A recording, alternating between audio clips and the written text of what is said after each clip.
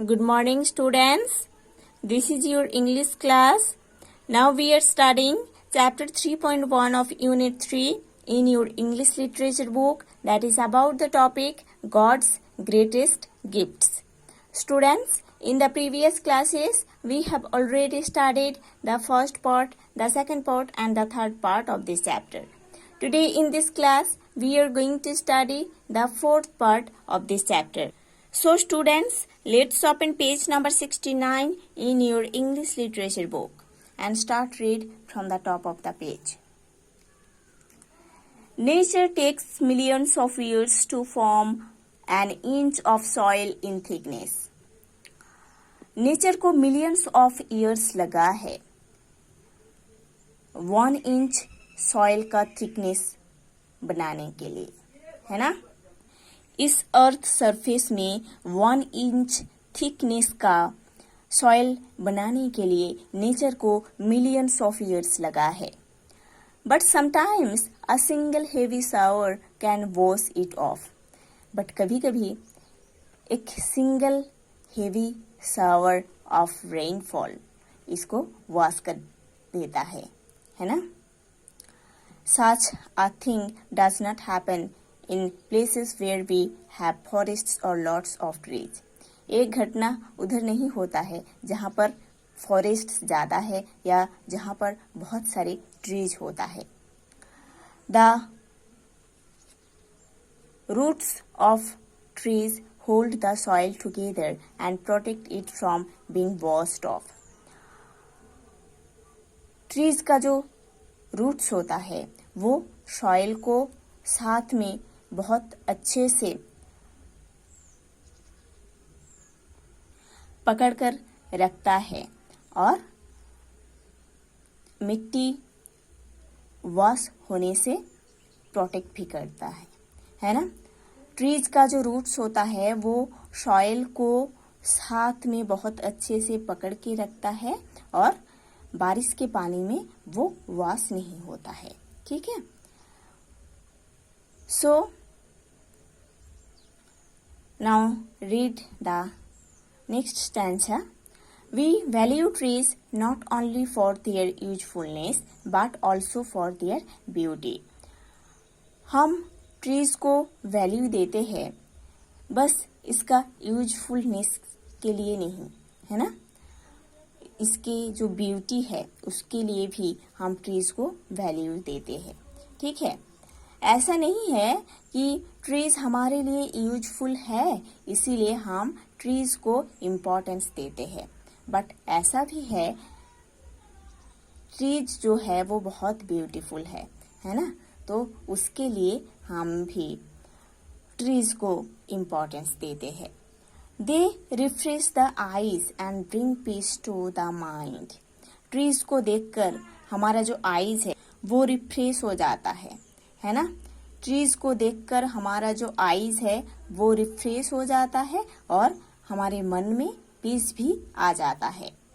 जब हम कहीं पर जाकर नेचुरल ब्यूटी को एंजॉय करते हैं तब हमारा जो आईज है वो रिफ्रेश हो जाता है, हमारा माइंड भी पीसफुल हो जाता है।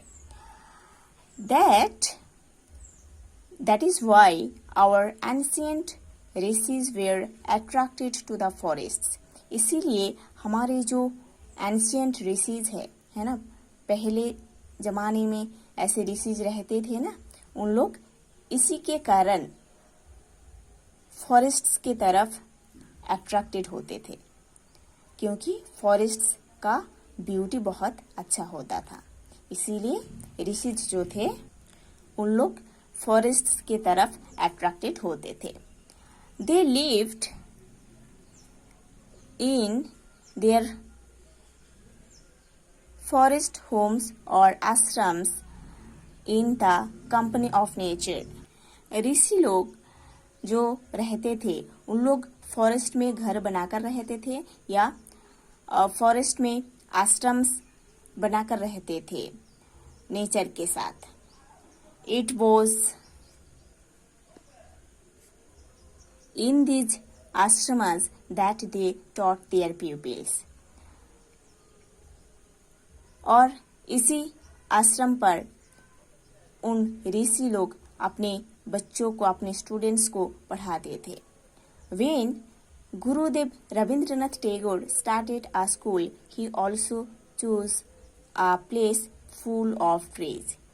जब गुरुदेव रविंद्रनाथ टैगोर अपना स्कूल बनाए थे, बच्चों को पढ़ाना स्टार्ट किए थे, तब उन्होंने ऐसे एक प्लेस चूज किए थे जहाँ पर बहुत ट्रीज है ना, नेचर के ऊपर, है ना, नेचुरल एनवायरनमेंट में गुरुदेव रविंद्रनाथ टैगोर एक स्कूल बनाए थे, बच्चों को पढ़ाते थे ऐसे नेचुरल एनवायरनमेंट में।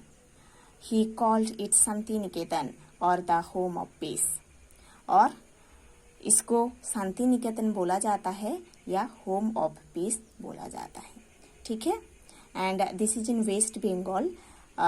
Rabindranath Tagore made or established an education system in the natural environment for the students. This is called Shanti Niketan, and it becomes a university now, that is Rabindra Bharati University or Vishwa Bharati University. Okay, and this is very famous in West Bengal. Okay, now see, there was a time when our hills, mountains and even plains were covered with huge forests.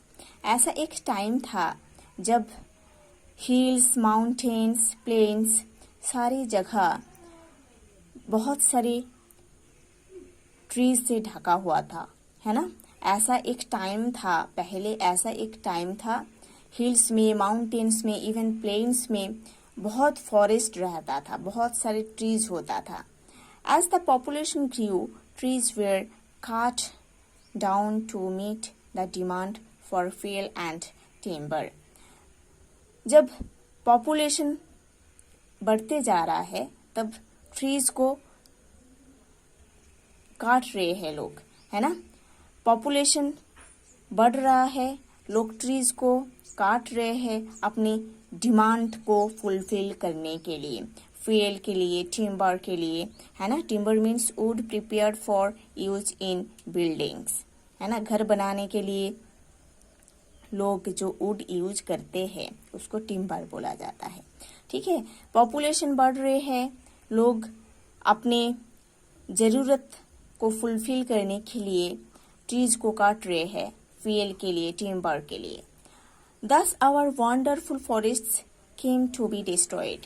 ऐसे ही हमारा जो wonderful forest है वो destroy हो रहा है। Now we don't have enough trees to give us firewood even. अभी हमारे पास enough trees नहीं है एक firewood बनाने के। So people are forced to burn cattle dung, which ought to be saved for use as manure.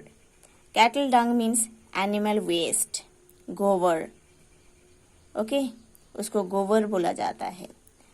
Animal का जो wastage है उसको गोबर बोला जाता है, वही है cattle dung. Manure means material mixed with soil to help plants और क्रॉप्स ग्रो, है ना। ऐसा कुछ मटेरियल्स सॉइल के साथ मिक्स होकर प्लांट्स को, क्रॉप्स को ग्रो होने में मदद करता है, ठीक है। So people are forced to burn cattle dung. इतना पॉपुलेशन है, उसकी वजह से लोग कैटल डंग को बर्न कर रहे हैं, है ना, जिसको मैन्योर के लिए सेव करना चाहिए था, है ना। जो एनिमल्स का वेस्टेज है उसको सूखा करके लोग उसको जलाते हैं चूल्हा में, ठीक है, उसको लोग बर्न कर रहे हैं। बट उसको क्या करना चाहिए था, उसको सॉइल में रखना चाहिए था। जो फील्ड होता है ना, जहाँ पर क्रॉप्स होता है, उधर रखना चाहिए था। वो क्या करते हैं, मिट्टी के साथ मिलकर वो वेस्टेज मिट्टी को फर्टाइल करते हैं और उसमें बहुत अच्छे से क्रॉप्स आता है। Cattle Dang is very necessary to maintain the fertility of soil. Soil का फर्टिलिटी मेंटेन करने के लिए कैटल डंग बहुत ही जरूरी है। Chemical fertilisers alone can't help. बस केमिकल फर्टिलाइजर मिट्टी को फर्टिलाइज करने के लिए इनफ नहीं है। In many areas where only chemical fertilisers are used, the crop yields have started falling. Okay, yield means the total amount that is produced. So, बहुत सारे ऐसे एरियाज है जहाँ पर ओनली केमिकल फर्टिलाइजर्स को यूज किया जाता है। वो यूज करने से क्या होता है, जो क्रॉप्स होता है वो उस फील्ड में उसको हार्वेस्ट करने से पहले वो फॉल हो जाता है, खराब हो जाता है।